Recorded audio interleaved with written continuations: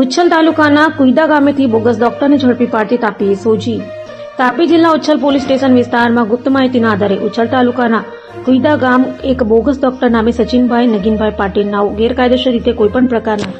કાયદેસરના અધિકાર વગર medical practice કરે છે અને આજુબાજુના ગામમાંથી આવતા બીમાર દર્દીઓની એલોપેથિક દવાઓ આપી સારવાર કરતા હોવાની બાતમી હકીકત જાણવા મળેલ અને હાલમાં પણ તેની પ્રવૃત્તિ ચાલુ છે, જેથી સદર જગ્યા રેડ કરી આ ગામે પકડાયેલ આરોપી સચિનભાઈ નગીનભાઈ પાટીલ કુઈદા ગામ